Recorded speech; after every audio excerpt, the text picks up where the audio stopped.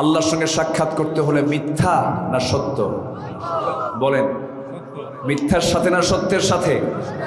যে নেতা মিথ্যা কথা কয় ওই নেতার আশেপাশে যাওয়া যাবে? মিথ্যা কথা বলার মতো নেতা তো আমার দেশে নাই। আছে না নাই? কম না বেশি?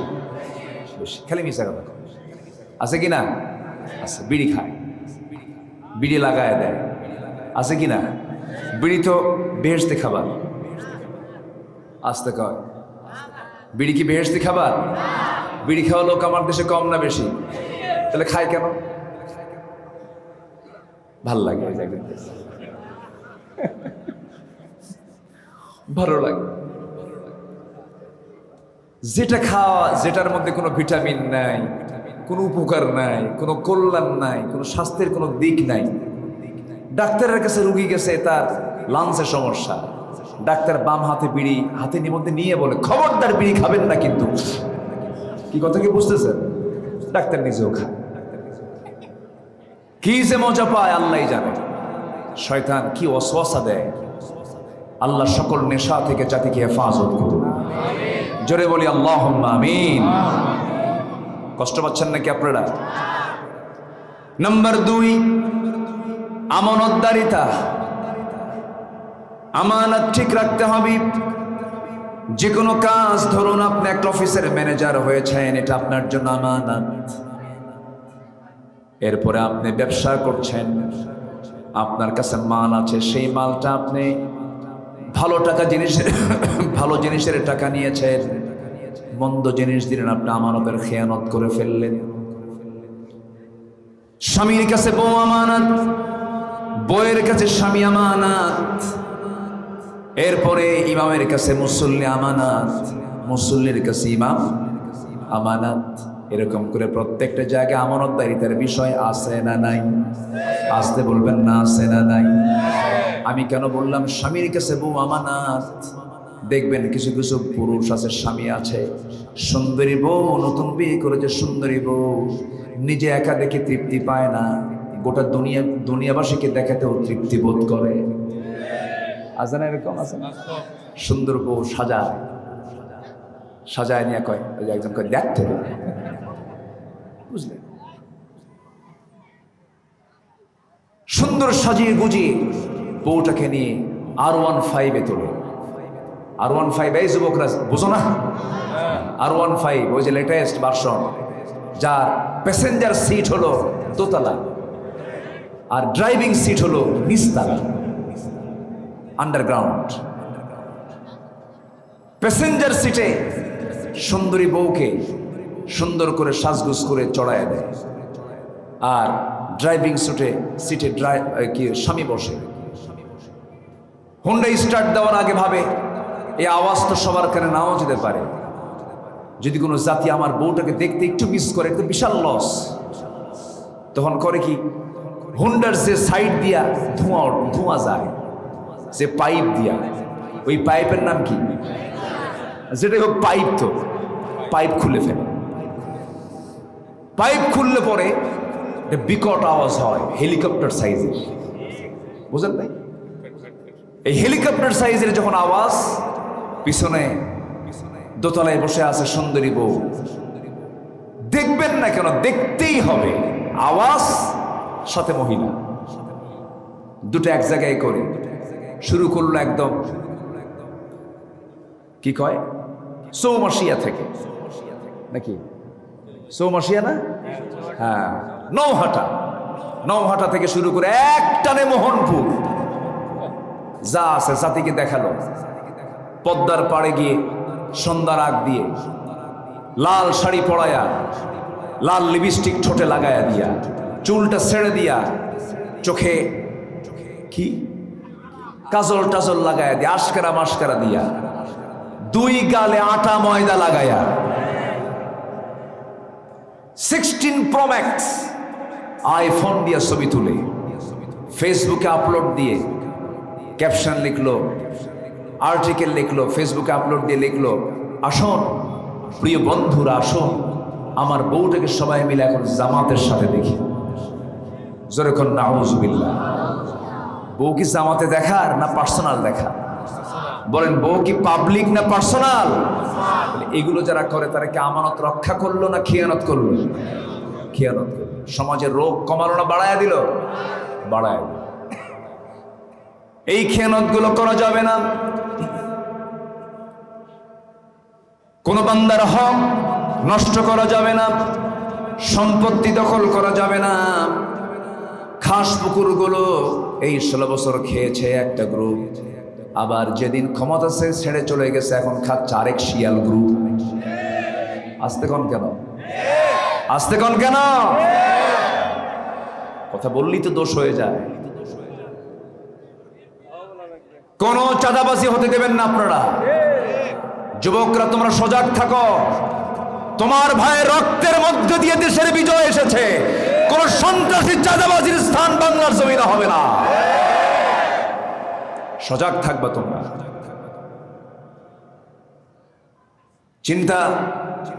কোনো চিন্তা নাই তোমাদের। তোমরা ঘুরে দাঁড়াবা, দেশ ঘুরে দাঁড়াবে। জোরে বলি ইনশাআল্লাহ। আর জোরে বলি ইনশাআল্লাহ। সম্মানিত ভাইয়েরা, আমানতের খেয়ানত আমরা করব না। জোরে বলি ইনশাআল্লাহ। আমানতটা কি জানেন? বিশাল ব্যাপার। যেরকম সাইয়েদনা ওমর ফারুক রাদিয়াল্লাহু তাআলা আনহু ক্ষমতায় ছিলেন, উনি ক্ষমতাকে মনে করতেন এটা আমানত। এটা কি মনে করতেন? আমানত। কি আমানতদারিতে ছিল দেখেন। ওনার জীবনটা পড়লে চোখে পানি চলে আসে। ওনার রাষ্ট্র ছিল হলো 40টা রাষ্ট্র। কয়টা? 40টা রাষ্ট্র নিয়ে একটা রাষ্ট্র ছিল। বিশাল সাম্রাজ্যের তিনি একজন খলিফা ছিলেন। কিন্তু চলার জন্য তিনি কোনো প্রোটোকল মেনটেন করতেন না। রাতের আধারে চলতেন একাকী, দিনের আলোতে একাকী চলতেন। কোনো প্রোটোকল লাগতো না। সামনে কোনো লোক থাকতো না, পিছনে কোনো লোক থাকতো না।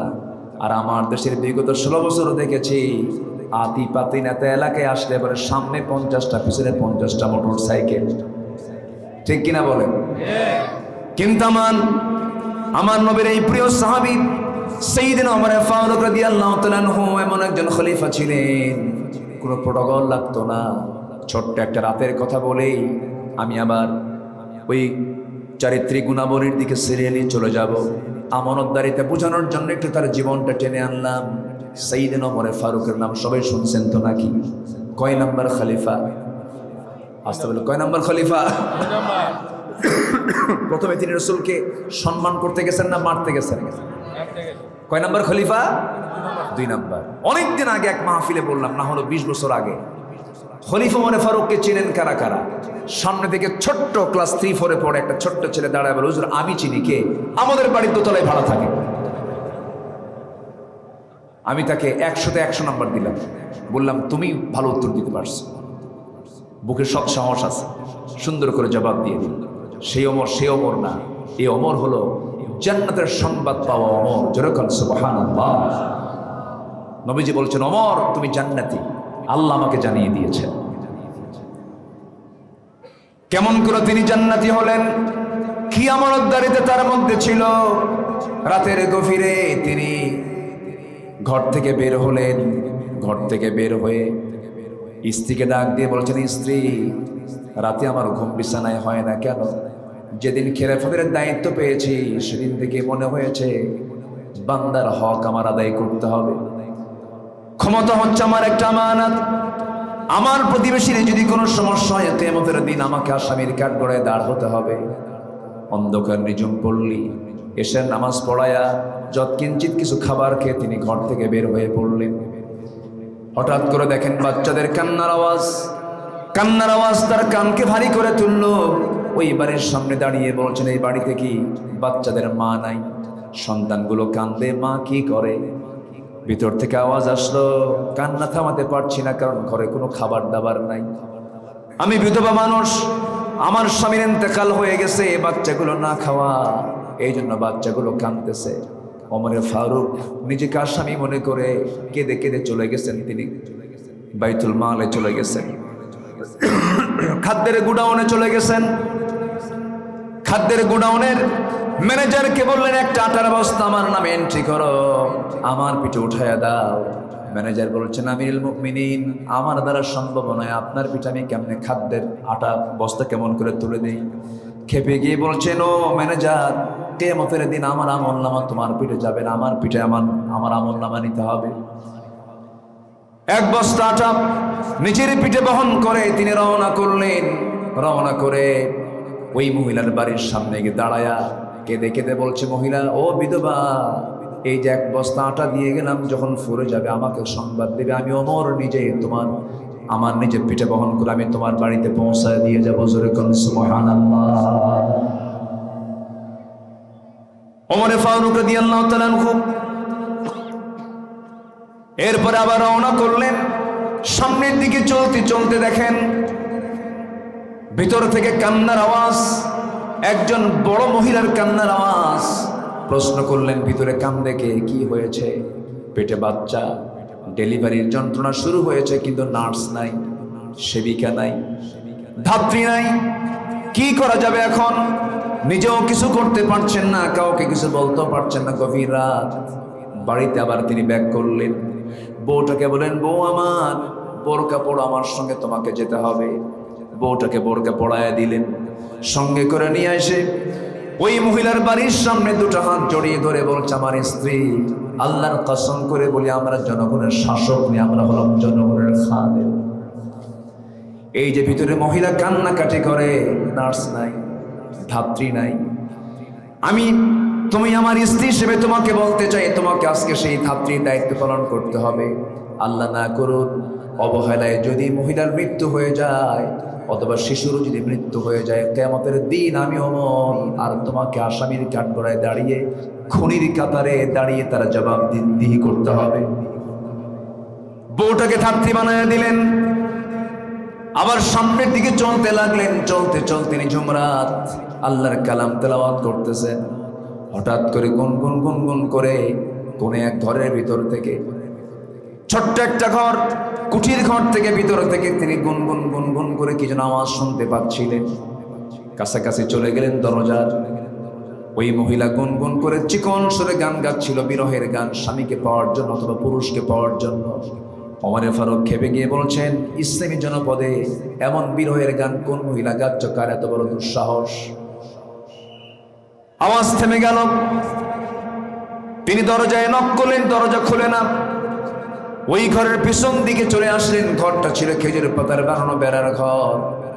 আস্তে করে পিছন দিকে টান মারলেন, বেড়া খুলে গেল। ভিতরে ঢুকে দেখেন একজন মহিলা মাথায় কাপড় দেওয়া, পর্দার পরিবেশ রক্ষা করে দাঁড়ায় আছে, সামনে একটা বাতি জ্বালানো।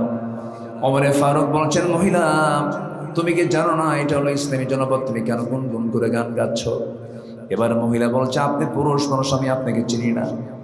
কি আপনার পরিচয়? আমি জানি না, তবে আমি গান গাইছি, এটা আমার জন্য অপরাধ হতে পারে, কিন্তু আপনি আমার ঘরের মধ্যে ঢুকে আজকে একটা, দুইটা, তিনটা নয়, পরপর চারটা বড় বড় দোষ করে ফেলেছেন।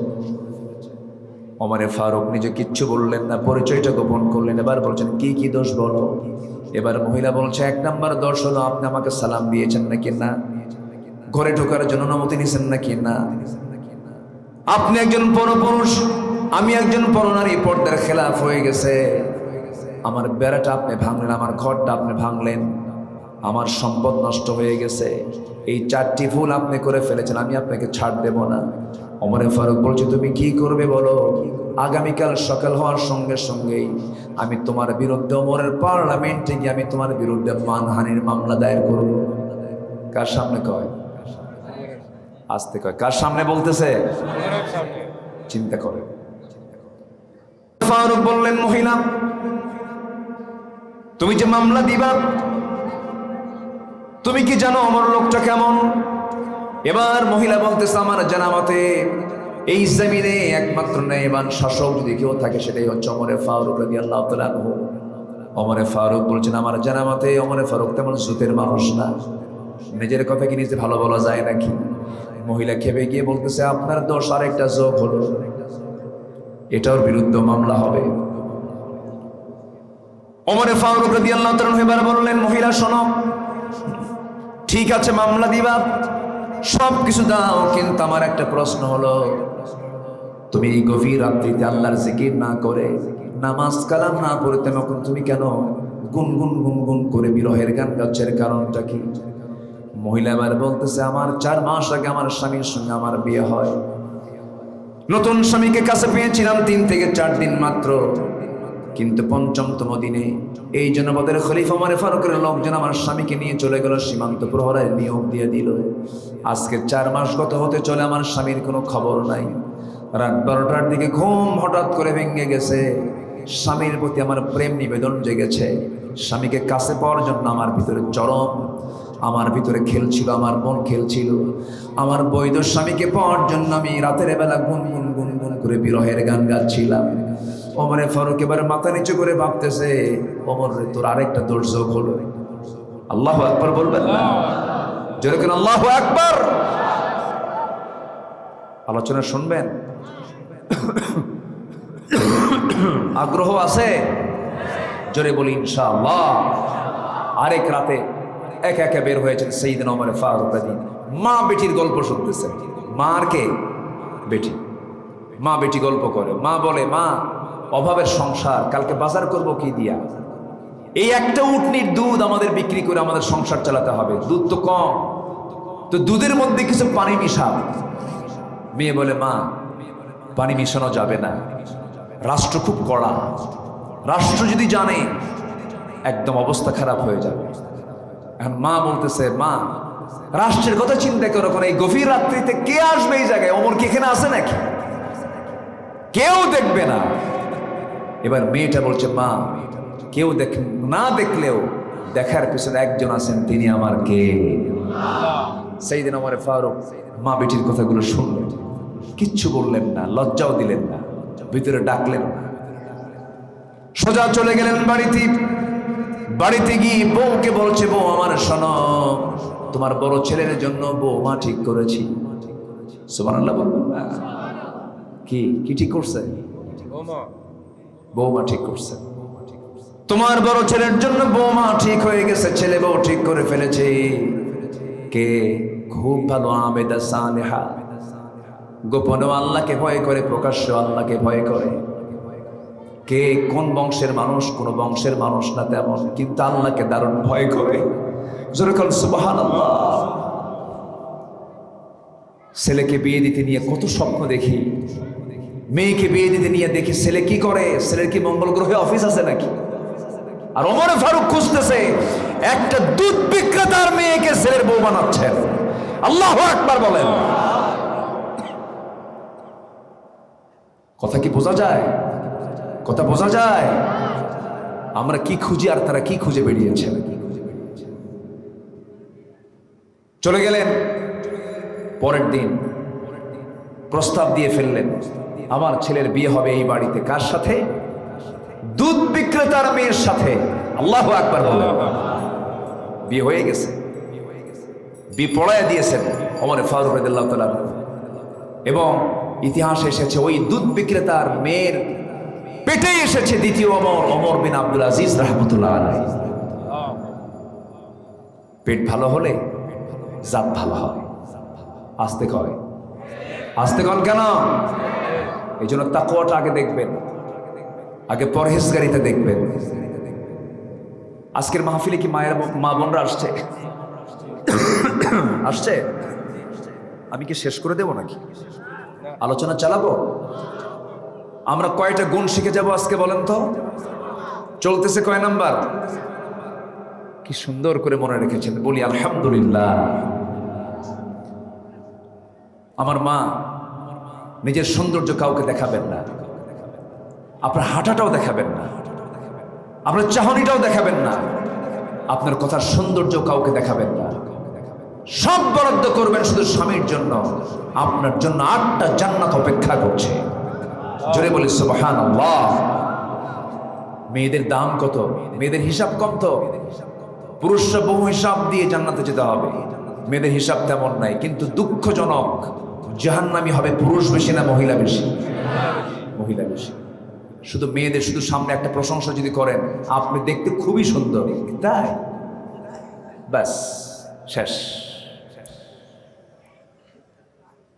ওয়াকুলনা কাওলাম মা'রুফা, মেয়েরা কথা বলবে কেমন করে? পরপুরুষের সঙ্গে একদম ডিরেক্ট কথাবার্তা বলবে, নিক্কণ সুরে কোনো কথা বলতে পারবে না। এটা কার হুকুম? আসতে বলবেন না, কার হুকুম? আল্লাহ। আমার ভাইরা, সাইয়েদনা ওমর ফারুক রাদিয়াল্লাহু তাআলা আনহু একদিন কিছু মধু পেয়েছেন, রাষ্ট্রের কিছু মধু তিনি পেয়েছেন, এক বোতল মধু। আমানতদারি তার কথা বলছিলাম, মনে আছে তো নাকি আপনাদের? এক বোতল মধু নিয়ে ওমরে ফারুক আসলেন বাড়িতে, এসে বলছেন, বউ আমার শোনো, এই যে এক বোতল মধু দিলাম, এক বোতল মধু আমার প্রতিবেশী মোট 4 জন, আমরা সহ 5 জন। এই এক বোতল মধুটাকে সমান 5 ভাগে ভাগ করে সবার হাতে হাতে 4 ভাগ দিয়ে 1 ভাগ আমরা নিয়ে নেব। ওমর বলছেন তার বউকে, তুমি এটাকে ভাগ করো। 1 মিনিট যেতে না যেতেই তিনি করলেন কি, বউয়ের হাত থেকে বোতলটা হাতে টান মেরে নিলেন। বলেন না, আমি তোমাকে মাপতে দেব না, আমি তোমাকে ভাগ করতে দেব না। বলেন তো, যদি কোনো স্বামী স্ত্রীর সঙ্গে এমনটা আচরণ করে, স্ত্রী কি মন খারাপ করবে নাকি? আসতে কয়, আপনার বউ কি করবে? কম মন খারাপ করবে কিনা বলেন? কার সঙ্গে সংসার করি আমি? সংসারটা করি কার সাথে? আমি বিশ্বাসী নাই আমার উপরে। শুরু হবে ওয়াজ, একটানা 3 ঘন্টা, থামাথামি নাই। মেয়েদের ওয়াজ কম না বেশি? আসতে কয়, মেয়েদের ওয়াজ কম হয় না বেশি হয়? শুধু আপনি বেগুন কিনতে ভুল হয়ে গেছে, বর্ষার দিনের বেগুন কিনেছেন, বটিতে কুর্তি নিয়ে যদি শুধু পচা বের হয় অথবা পোকা বের হয়, ওই বেগুন শরীফের তফসির হবে একটানা দুপুর পর্যন্ত। এটা মেয়েদের নেচার। যখন তিনি বোতল টান দিয়েছেন, বউয়ের মন খারাপ। সাইয়েদনা ওমর ফারুক কিচ্ছু বললেন না, যাক মন খারাপ তো ঠিক হয়ে যাবে। বউকে ভয় পায় না এমন পুরুষ পৃথিবীতে নাই। বউকে ভয় সবাই পায়, সাইয়েদনা ওমর ফারুককে পেয়েছে। একজন লোক বিচার প্রার্থী হয়ে আসছে তার কাছে, বউয়ের সঙ্গে তার গণ্ডগোল মেটানোর জন্য। এসে দেখেন স্বামী স্ত্রী ওমর ফারুক দুজন চরম বাকবিতণ্ডা চলছে। এই দৃশ্য দেখে যে প্রশ্নকারী, যে বিচার প্রার্থী, সে থুয়ে চলে যাচ্ছে। ওমর ফারুক বলেন, এই তুমি কেন আসছো? কিছুই তো বললেন না, যে সমস্যা নিয়ে আসছে সেই সমস্যা আপনার ঘরের মধ্যে ঢুকছে, আপনি কি ফয়সালা করবেন? সাইয়েদনা ওমর ফারুক বললেন, তুমি কি জানো আমার পরিচয়? কেন জানি। আপনি ওমর যে রাস্তা দিয়ে যান সে রাস্তায় শয়তানও যায় না, এটাও জানি। আমি ওমর, আমার নাম শুনলে রোম পারস্য থরথর করে কাঁপে। সেই ওমরের সামনে ওমরের বউ এত কিছু কইল, ওমর কিছু বলছে না, তুমিও কিছু কইও না, যাবে। এটাই হলো স্ত্রী। স্ত্রীর সাথে ম্যানেজ করে চলতে হবে। বলি আলহামদুলিল্লাহ, জোরে বলি আলহামদুলিল্লাহ। শিখিয়েছেন সাহাবীরা, শিখিয়েছেন মুহাম্মদ সাল্লাল্লাহু আলাইহি ওয়াসাল্লাম। রাসূল প্রশংসা করতেন, স্ত্রীদের খুব প্রশংসা করতেন। কখনো নিজের মার সামনে বউকে খাটো করবেন না, আবার নিজের বউয়ের সামনে মাকে খাটো করবেন না। সবার ব্যক্তিত্ব আছে না নাই বলেন তো? আসতে বলবেন না, আছে না নাই? মার সামনে বউকে খাটো করবেন না, বউয়ের সামনে মাকে খাটো করবেন না। সবারই দাম আছে। অনেকে বউকে মনে করে এটা এই কিছুই নাই, এরকম মনে করে না। আপনার বউকে জানেন, আপনার ছেলের মা, আপনার মেয়ের মা, সে সন্তানের মা, তার মর্যাদা আছে না নাই? এটা মাথায় রাখতে হবে। আমার মায়ের আজকে খুব খুশি, হুজুর ভালো করে করেন, স্বামী শুধু আমার পিঠায়, দাম আছে তাদের। সাইয়েদনা ওমর ফারুক মধুর বোতল নিয়ে করছে কি, প্রতিবেশীর বাড়িতে গেছে, গিয়ে বলছে, শোনো এই মধুটা 5 ভাগ করবা, 1 ভাগ আমারে দিয়া, বাকি 4 জন তোমরা ভাগ করে নিয়ে নিবা। এটা গেছে আবার বইয়ের কানে। কন এখন কি হতে পারে? আর কি কথা কি বুঝতেছেন আপনারা? মধুর বোতল 5 ভাগে ভাগ হয়ে গেল। ওনার অংশটা উনি বুঝে নিয়ে এবার বউয়ের সামনে গিয়ে আস্তে করে দাঁড়িয়ে মুস্কি একটা হাসি মেরে বউটাকে কাছে টেনে নিয়ে বলছে, আল্লাহর কসম করে বলি বউ আমার, আই লাইক ইউ, আমি তোমাকে পছন্দ করি, আমি তোমাকে খুব ভালোবাসি। আমি দেশ চালাই, তুমি আমার পরিবার চালাও। আমার পরিবারে আগুন জ্বললে পরে আমার দেশে আগুন জ্বলবে, তুমি আমার পরিবারটা ঠান্ডা করো। আমার সন্তান দেখো, আমার পরিবার দেখো, আমি তোমার কাছে চিরকৃতজ্ঞ, আমি তোমাকে ভালোবাসি, আল্লাহি আমি তোমাকে সন্দেহ করি না।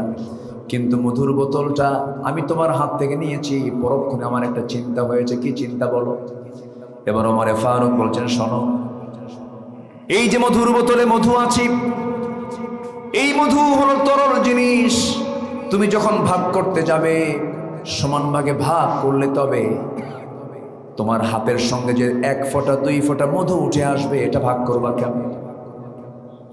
এই 1 ফোঁটা 2 ফোঁটা মধু আমাদের ভাগে আসুক, এটা চাই নাই মনে করে মধুভাগের দায়িত্ব আমরা অন্যজনকে দিয়ে দিলাম। জোরে বলেন সুবহানাল্লাহ। আমানতদারিতে বোঝা যায়, বোঝা যায়, আমানতদারিতে বোঝা যায়। আল্লাহ। সাইয়্যিদনা ওমর ফারুক রাদিয়াল্লাহু তাআলা আনহু ঘোড়া কিনতে গেছেন। কি কিনতে গেছেন? ঘোড়া কিনতে গিয়ে টাকা লেনদেন করেছেন, ঘোড়া বিক্রেতার কাছে টাকা দিয়ে দিয়েছেন, ঘোড়া নিয়ে নিজেই ঘোড়ার পিঠে চড়েছেন, দাবড়াচ্ছেন 4-5 মাইল। ঘোড়া দাবড়াতে নিয়ে হঠাৎ করে ঘোড়াটার 4 পা অকেজো হয়ে পড়ে গেল। রাগ দেখে কে? ওমরে ফারুকের রাগ কম না বেশি? খেপে গিয়ে বিক্রেতার কাছে এসে বলছে, আমার সঙ্গে মস্করা করো, অসুস্থ ঘোড়া আমি নেব না, নাও। বিক্রেতা বলছে, আল্লাহর কসম করে বলি, আমি আপনাকে যে ঘোড়া দিয়েছি অসুস্থ জানলে দিতাম না। আমি আপনাকে সুস্থ ঘোড়ায় দিয়েছি, কিন্তু ঘোড়া আপনার মালিকানায় যাওয়ার পর অসুস্থ হয়ে পড়েছে। তুমি ঘোড়া ফেরত নাও। ঘোড়া ফেরত নেব না। সাইয়্যিদনা ওমর ফারুক বললেন, ঘোড়া যদি ফেরত না নাও, আমি তোমার হাতে ফেরত না দেওয়া পর্যন্ত আমি যাব না। এবার বিক্রেতা বলছে, ঠিক আছে, আপনিও রাইট আমিও রাইট, কিন্তু আমি ঘোড়া ফেরত নেব না। চলেন আমরা আদালতে যাই। কোথায় যাই? কোথায় যাই? আদালতে। দুজনে আদালতের শরণাপন্ন হলেন। একজন সামান্য ঘোড়া বিক্রেতা নিয়ে যাচ্ছে তাকে আদালতে, অর্ধ দুনিয়া শাসন করতো ওমর। এই কই যা? কোনো যাওয়া নাই, বসেন বসেন। আমি সিয়ার থেকে আর সত্যি দেই না কাউকে, জানেন? সেদিন এক মাহফিলে, নওগাঁরে এক মাহফিলে, সিয়ার থেকে একজন সভাপতি উঠে দাঁড়াইছে, এক পাগলা এসে বসে গেছে। দেখছেন নাকি? তো আমি যেতে দেবো না, বসেন বসেন, দোয়া করে দিই নাকি? তো যাচ্ছেন কেন? ফজর পর্যন্ত, ফজর খালি কয় একটা একটা। ও দেখেন পাগলা কি কয়, দেখেন। যে খুব ভালো, বলি আলহামদুলিল্লাহ। ঘোড়া বিক্রেতা ওমর ফারুককে নিয়ে গেছে কোথায়? আজ থেকে কোথায় নিয়ে গেছে? কোর্টে। কোর্টে হাত দিয়ে ধরে টেনে নিয়ে গেছে, কোর্টে নিয়ে গেছে। চলেন কোর্টে যাই। ওমর ফারুক কয়, চলো। আইন সবার জন্য সমান। কোর্টে, স্থানীয় আদালতে গেছে, স্থানীয়, জাতীয় আদালত না। স্থানীয় আদালতের সামনে যখন দাঁড়াইছেন ওমর ফারুক, আদালতের যিনি বিচারপতি লাফ মেরে দাঁড়ায় কয়, আমিরুল মুমিনিন আপনি এই জায়গায় কেন? তখন খলিফাতুল মুসলিমিন বলছে, আমাকে দেখো না, বিচার দেখো। সুবহানাল্লাহ বলবেন না?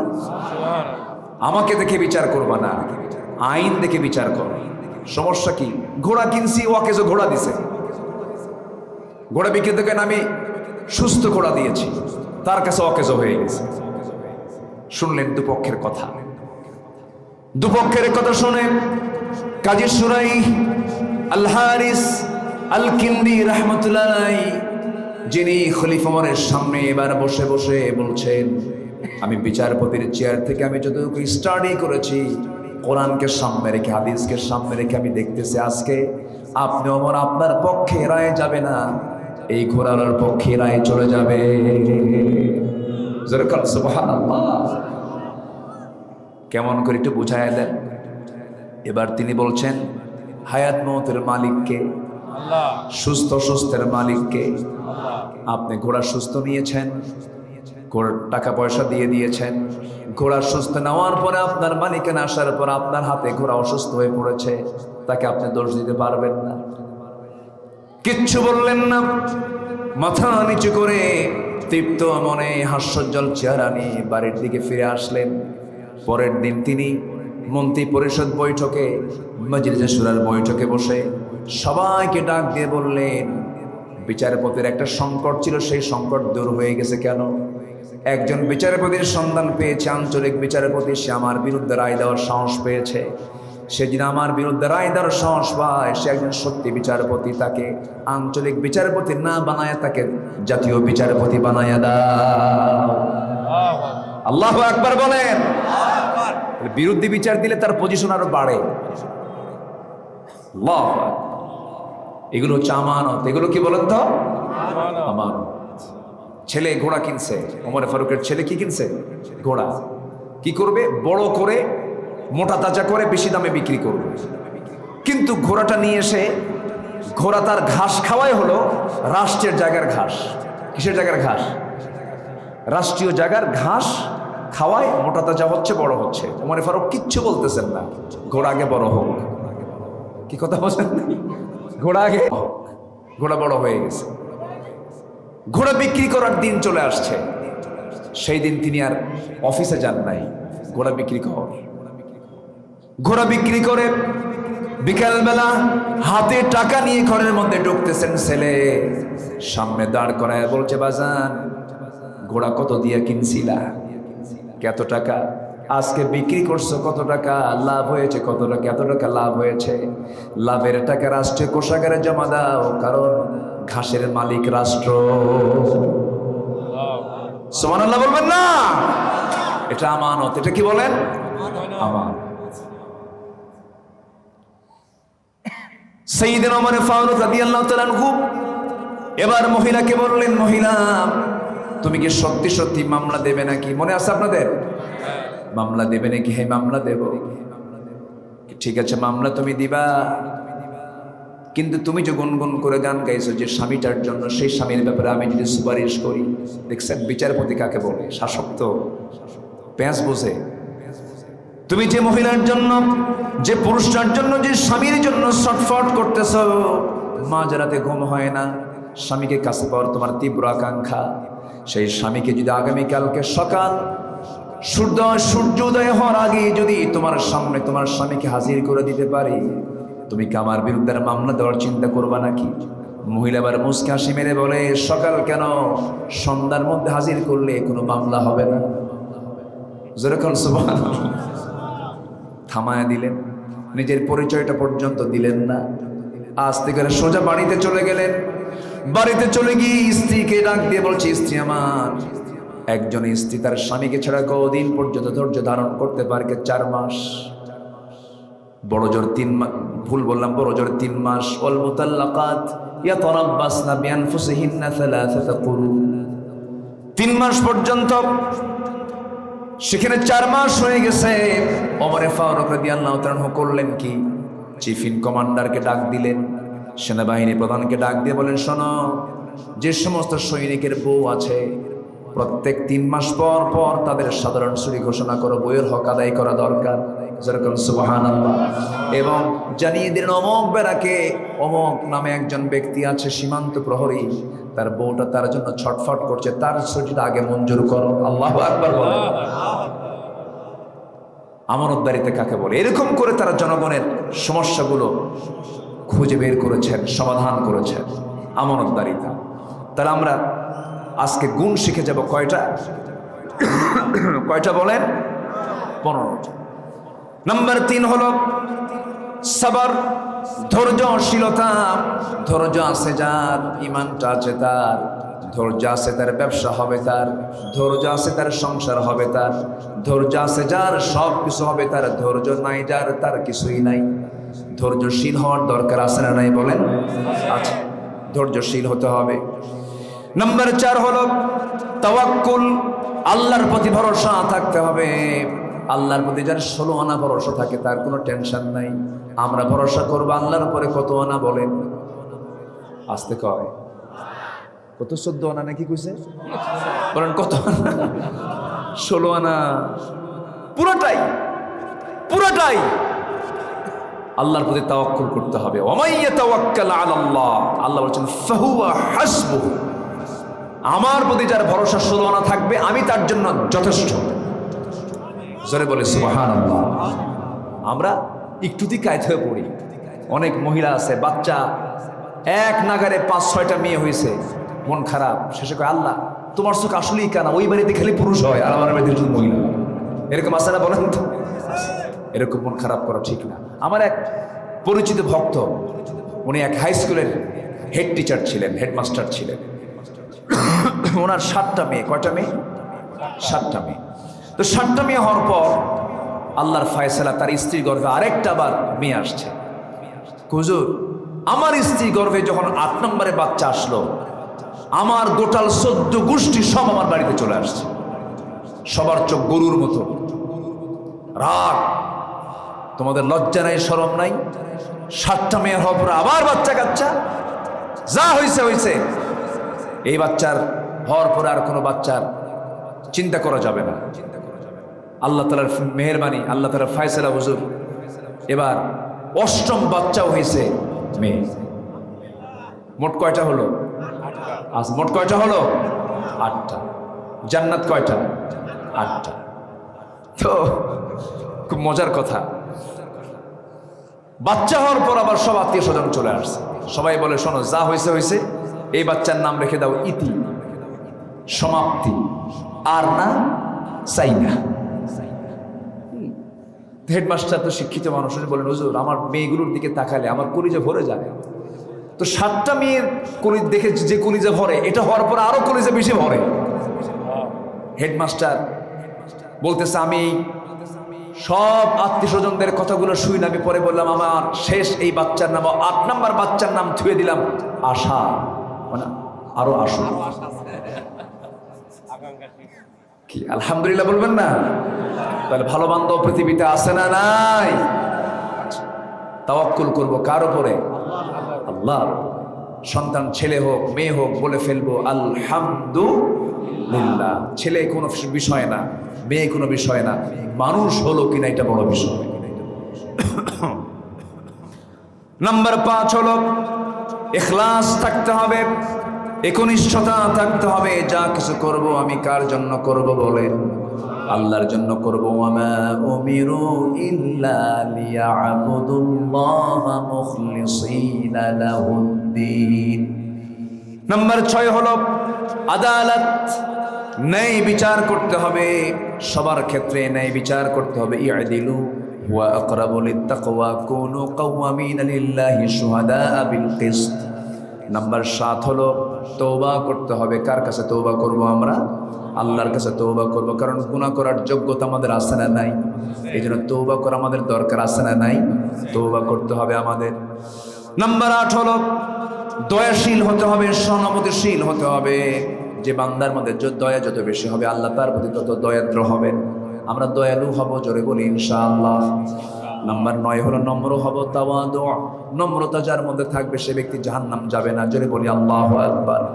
নাম্বার 10 হলো কৃতজ্ঞতা থাকতে হবে। কৃতজ্ঞতা, বাপ মার প্রতি কৃতজ্ঞতা থাকতে হবে, বড়দের প্রতি কৃতজ্ঞতা থাকতে হবে, আল্লাহর প্রতিও কৃতজ্ঞতা থাকতে হবে।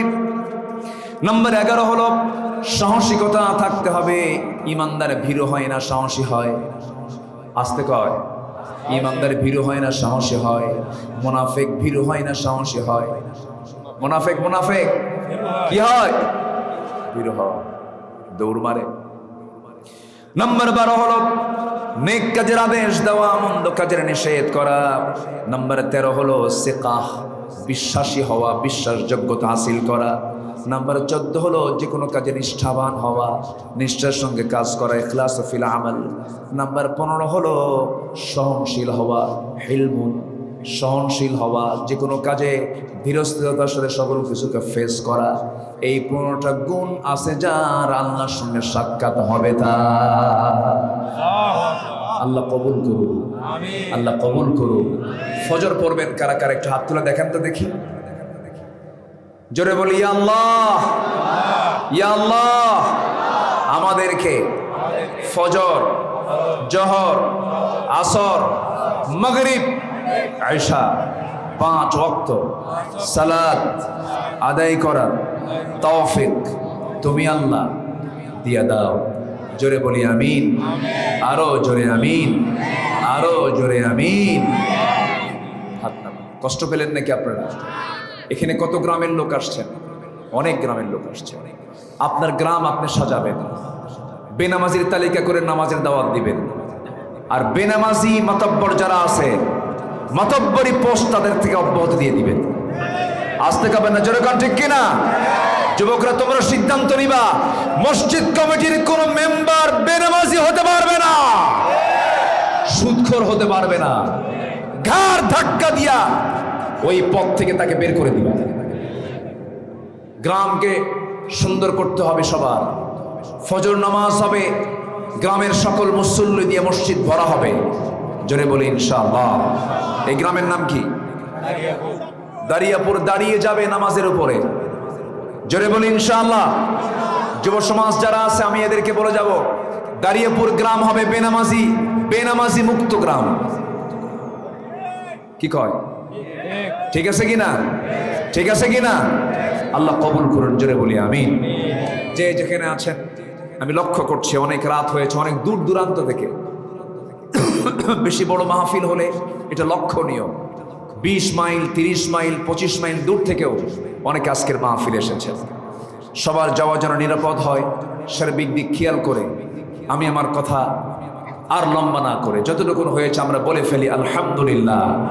আমি যেতে বলিনি, কিন্তু আমি যেতে বলিনি। প্লিজ, আমি মুসাফির, সবাইকে নিয়ে মন থেকে দোয়া করব। সবাই বসেন। চাইবো কার কাছে? আসতে বলেন, চাইবো কার কাছে? আমরা নামাজের মতো করে সবাই বসেন, নামাজের মতো করে বসেন। জি আলহামদুলিল্লাহ, অনেক সুন্দর। আপনারা অনেক রাত ধরে আলোচনাগুলো শুনলেন। আল্লাহ আমল করার তৌফিক দান করুন, জোরে বলি আমিন। সবাই বলে সুবহানাকা আল্লাহুম্মা ওয়া বিহামদিকা আশহাদু আল্লা ইলাহা ইল্লা আনতা আস্তাগফিরুকা ওয়া আতুবু ইলাইকা। চিৎকার মেরে বলি, আল্লাহ আমার জীবনে সাগীরা কবীরা, ছোট বড় সব গুনাহ তুমি আল্লাহ মাফ করে দাও, মাফ করে দাও। জোরে বলুন, ইয়া রাব্বাল আলামিন, ইয়া রাব্বাল আলামিন। মেহেদী ভাই, হ্যাঁ আমরা দোয়ার দিকে যাই, আমরা আল্লাহর কাছে চাবো।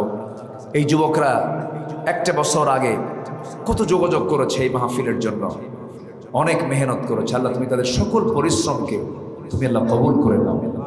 ঢাকায় চাকরি করে, কিসে জানো? আনসার সদস্য। আলহামদুলিল্লাহ, আল্লাহ তুমি তার চাকরিতে বারাকা দিয়ে দাও, জোরে বলি আমিন। অনেকে দান করেছেন, 4 মণ ধান দিয়েছেন একজন, আরেকজন নগদ 1000 টাকা দিয়েছেন। এই থামেন। এরপরে গোবিন্দপুর, হ্যাঁ একজন ভাই পারভেজ নিপু দিয়েছেন কিছু টাকা, আল্লাহ কবুল করো। ইস্টির আলমারি দিয়েছেন একজন ভাই লুৎফর রহমান সাহেব, আল্লাহ কবুল করো। অনেক প্রকার দান করো। নাজমা নামে একজন মহিলা দিয়েছেন 1 বস্তা সিমেন্ট, আল্লাহ কবুল করে নাও। নেকনিয়ত মঞ্জুর করো, আব্বা আম্মাকে মাফ করো, জোরে বলি আল্লাহুম্মা আমিন। সবাই বলি সুবহানাকা আল্লাহুম্মা। জি, সুবহানাকা আল্লাহুম্মা ওয়া বিহামদিকা। রেকর্ড লাগবে না, ওদের যে ক্যামেরায় লাগবে, বুঝলেন? ওদের লাগবে না। ধৈর্য বলবো, শুনবেন? আগ্রহ আছে আপনাদের? এই তো বিচিত্র মানুষ দেখি। ওয়াজ শেষ করে দিলাম, আমার জন্য একটু দোয়া করবেন। ঠান্ডা লাগছে, বুকে কফ জমছে, খুশখুশি কাশ বলে না, এই প্রবলেমটা হচ্ছে, প্রচন্ড কষ্ট হচ্ছে। একটু দোয়া করবেন। কি মুখ দিয়া না দিল দিয়া? বলেন মুখ দিয়া না দিল দিয়া?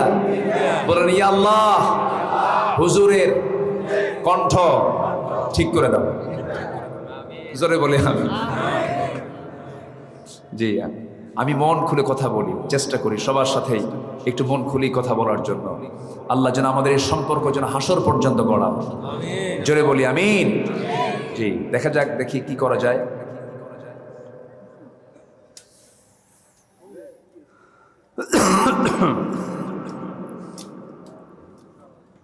টিক টিক টিক টিক যেই ঘড়িটা বাজে ঠিক ঠিক বাজে, কেউ কি জানে সেই ঘড়িটা লাগবে কয়দিন কাজে। সময়ের দাম সবচেয়ে কম না বেশি? টিক টিক টিক টিক যেই ঘড়িটা বাজে ঠিক ঠিক বাজে, কেউ কি জানে সেই ঘড়িটা লাগবে কয়দিন কাজে। ঝক ঝক ফক ফক করে যতদিন ঘড়ির চেহারা, ততদিন তারে কিনতে চায় যে খরিদ্দারেরা। সময় মতো সময় দিলে সবখানে বিরাজে, কেউ কি জানে সেই ঘড়িটা লাগবে কয়দিন কাজে। টিক টিক টিক টিক যেই ঘড়িটা বাজে ঠিক ঠিক বাজে, কেউ কি জানে সেই ঘড়িটা লাগবে কয়দিন কাজে। যাই যাই যাই যাই দিন চলে যাই, কোরআন পড়লাম না, কত নভেল নাটক দেখলাম, হাদিস বুঝলাম না, ঠিক কিনা? খাইলাম দাইলাম ঘুরলাম শুধু এই দুনিয়ার মাঝে, কেউ কি জানে সেই ঘড়িটা লাগবে কয়দিন কাজে। টিক টিক টিক টিক যেই ঘড়িটা বাজে ঠিক ঠিক বাজে, কেউ কি জানে সেই ঘড়িটা লাগবে কয়দিন কাজে।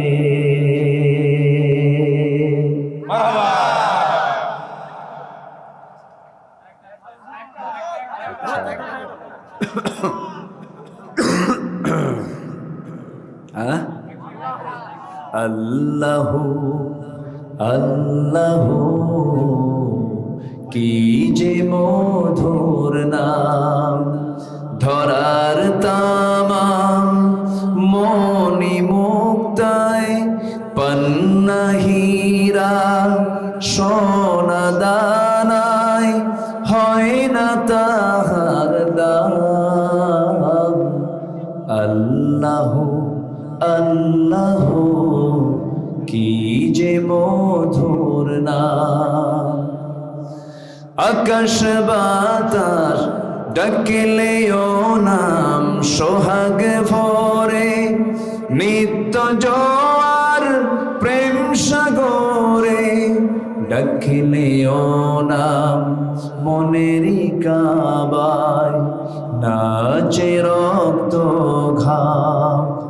সবাই বলি আল্লাহু আল্লাহু কি যে মধুর নাম, ধরার তামাম মনি মুক্তায় পন্না হীরা সোনা দানায় হয় না তাহার দাম। আল্লাহু আল্লাহু কি যে মধুর নাম।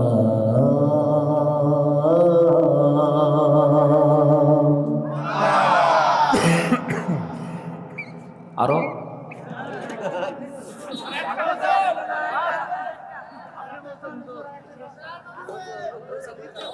জি, আমরা আল্লাহর কাছে চাবো। এখন আমরা চাইবো কার কাছে বলেন তো?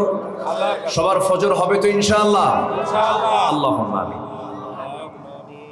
রব্বানা যালামনা আনফুসানা ওয়া ইল্লাম তাগফির লানা ওয়া তারহামনা লানাকুনান্না মিনাল খাসিরিন।